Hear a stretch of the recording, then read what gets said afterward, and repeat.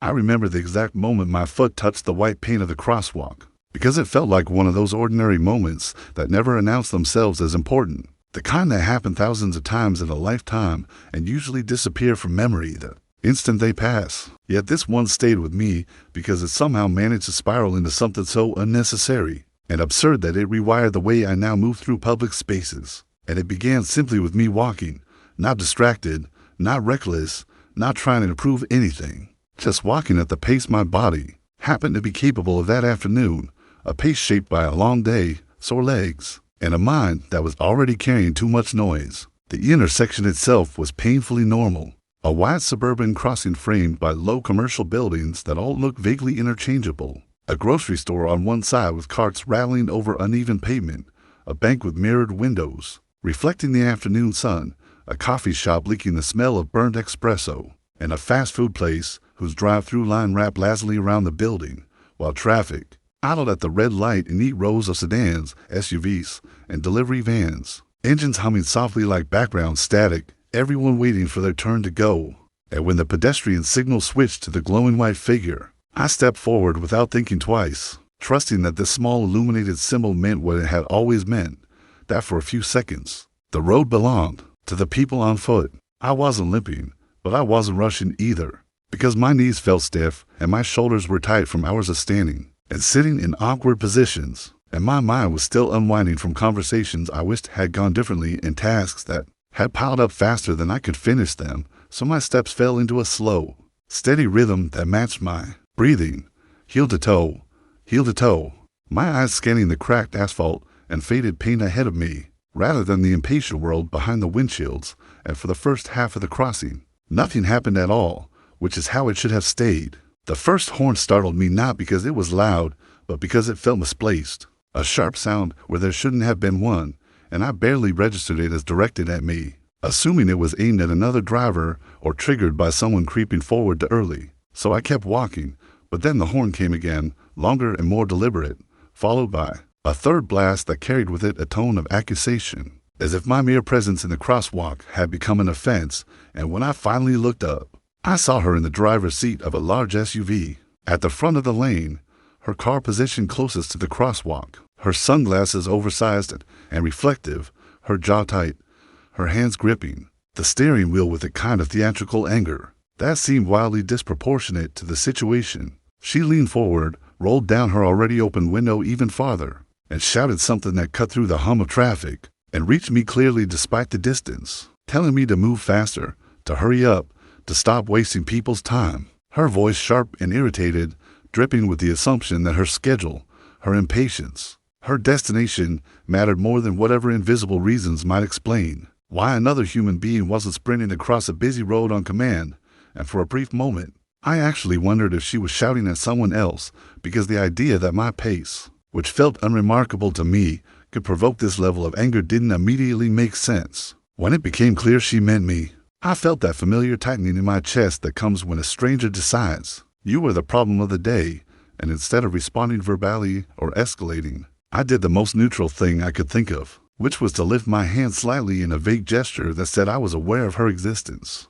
but not obligated to obey her, and I continued walking at the same pace, not slower out of spite and not faster out of fear, because something in me resisted the idea that public spaces belonged only to those who moved the quickest or shouted the loudest. By the time I reached the far curb, the pedestrian signal had already begun its countdown, and traffic surged forward behind me as the light changed, engines revving and tires rolling over the asphalt, and I let out a quiet breath, assuming the encounter was over. Another brief and unpleasant interaction to be mentally filed away and forgotten by dinner. But that assumption shattered when I heard the sudden squeal of tires and saw the same SUV lurch into the adjacent parking lot ahead of me, cutting across empty spaces and stopping at an awkward angle near the sidewalk, the driver's door swinging open with unnecessary force. She got out quickly, her movements sharp and purposeful, a phone already in her hand, and before I could even process what was happening, she raised it to her ear and began speaking loudly, clearly, and with a tone that carried both outrage and satisfaction, announcing to whoever was on the other end that she was calling 911, that there was a person causing a disturbance, that traffic had been obstructed, and that she felt unsafe. And hearing those words sent a jolt through me, Because no matter how absurd the accusation sounded, the involvement of emergency services immediately shifted the situation from annoying to serious. I stopped walking, turned to face her, and asked what she was doing, my voice calm but confused, because I genuinely couldn't understand how we had arrived at this point. And she looked at me with wide eyes and a tight smile, the kind of expression people wear when they believe they've finally gained the upper hand,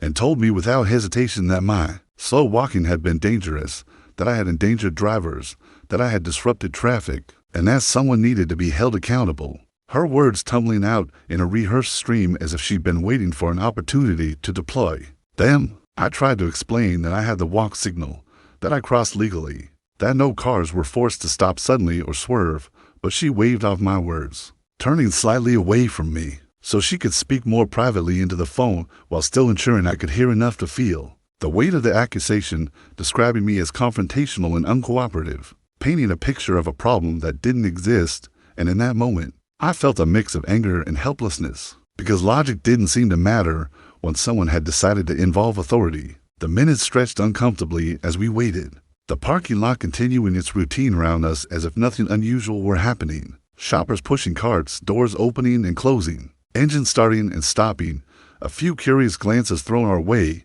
but no intervention, because people tend to keep their distance from situations that smell like trouble. And I stood there trying to regulate my breathing, reminding myself that I hadn't done anything wrong, even as a small, irrational fear whispered that situations like this don't always unfold the way they should. When the police cruiser finally arrived, its presence immediately shifted the energy of the space, the flashing lights drawing attention and solidifying the scene into something official. And the woman waved the officers over eagerly, pointing at me as if identifying a suspect, launching into her version of events with dramatic emphasis, explaining how I had deliberately walked slowly, how she had felt endangered, how I had refused to comply when asked to hurry. And as she spoke, I noticed how confidently she framed her assumptions as facts, how easily she filled in gaps with intention she couldn't possibly know. The officers listened, then turned to me, and I explained calmly and clearly what had happened, that I had crossed during the walk signal at a normal pace, that she had honked and yelled,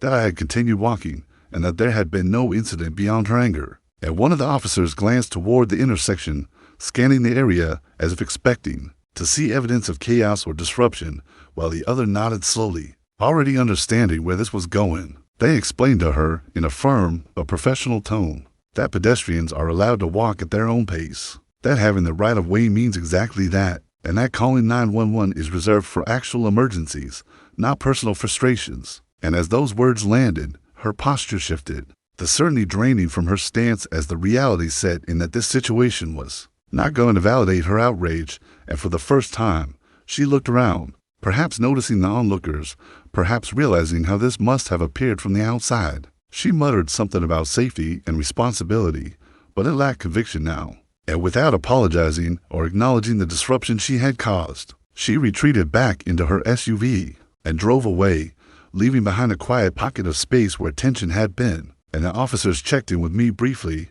confirming that I was okay, before returning to their car and leaving the parking lot to its ordinary rhythms once again. I stood there for a moment longer than necessary, letting the adrenaline fade and the weight of the experience settle, thinking about how easily a mundane act like walking could be interpreted as provocation, how quickly someone else's impatience could escalate into authority and accusation, and how exhausting it was to realize that simply existing in public, at your own pace, could be enough to make someone decide you were a problem that needed to be corrected. As I eventually continued on my way, my steps still slow, still steady, I understood that there was no grand lesson or satisfying resolution waiting at the end of the story, just a quiet reminder that the world often belongs to those who demand it loudly, and that sometimes the most radical thing you can do is refuse to rush, refuse to shrink, and keep moving forward exactly as you are, even when someone else decides that your pace is an inconvenience they can't tolerate.